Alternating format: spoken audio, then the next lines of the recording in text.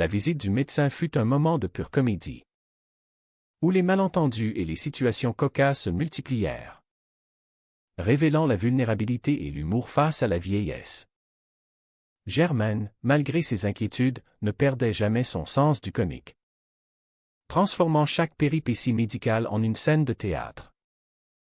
Plus tard, la tentative de thérapie familiale, orchestrée par Carole, fut le point culminant des tensions.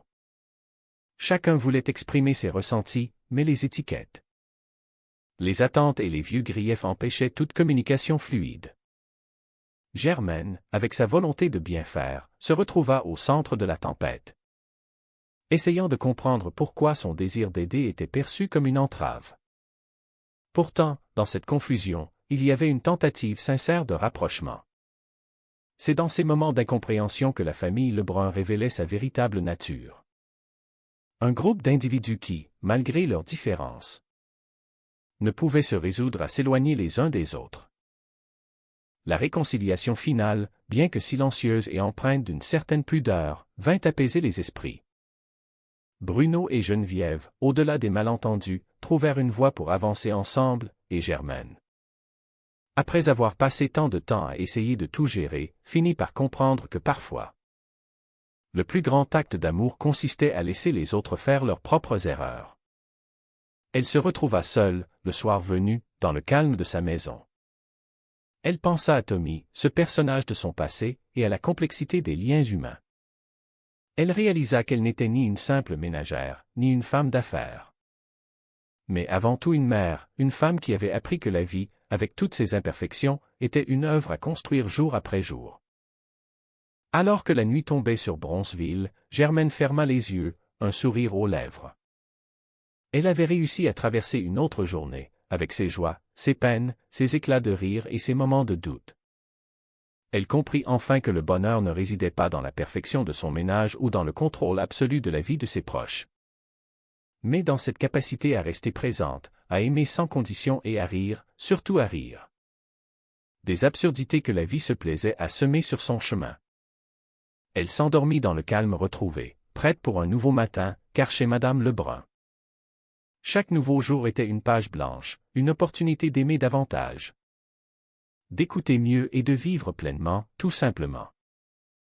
Les jours suivants ne furent pas dénués de défis, car la vie, dans sa grande sagesse, ne cesse jamais de nous présenter de nouveaux puzzles à résoudre. Cependant, une sérénité nouvelle s'était installée. Bruno et Geneviève, forts de leur résolution, commencèrent à envisager leur futur avec une maturité qu'ils n'avaient pas encore explorée.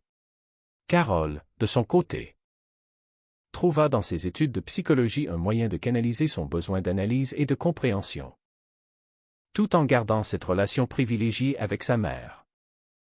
Germaine, quant à elle, découvrit les vertus du lâcher-prise.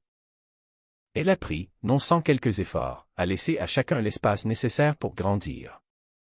Elle comprit que son rôle n'était pas de diriger la vie de ses enfants, mais d'être le port sur vers lequel ils pouvaient revenir après chaque tempête. Ses interactions avec M. Curie au marché devinrent plus légères, dépourvues de cette urgence de prouver quoi que ce soit. Elle devint, aux yeux du voisinage, une figure apaisée. Une femme qui avait traversé les épreuves avec une dignité teintée d'une ironie salvatrice. Le grand-père Adélard, fidèle à lui-même, continuait d'observer la vie avec son regard pétillant. Il était devenu le spectateur privilégié de cette évolution familiale, une présence silencieuse mais rassurante. Il savait que le temps était précieux et que chaque moment passé en famille était un cadeau.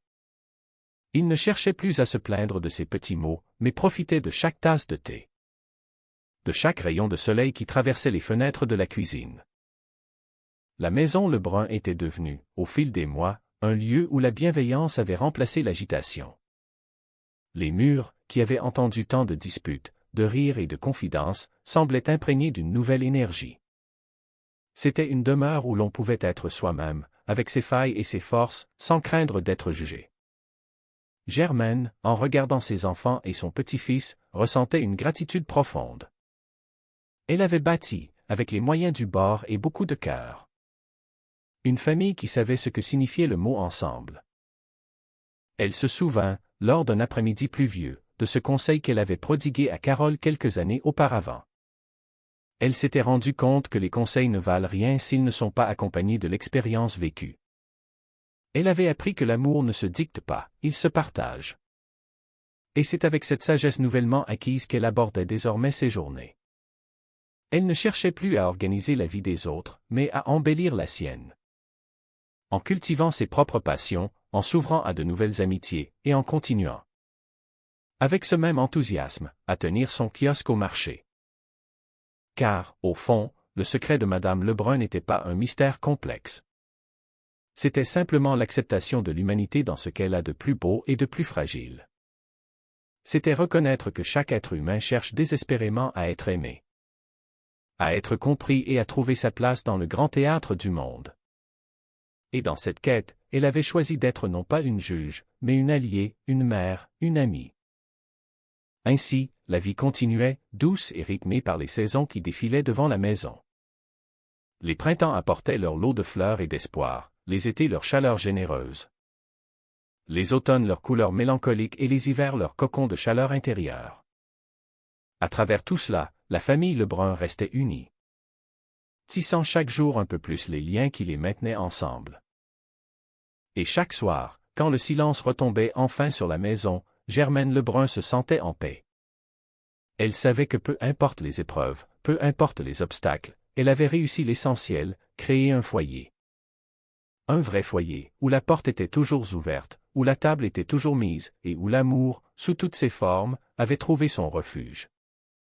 Elle n'était plus seulement une femme qui faisait le ménage, elle était la gardienne d'une histoire.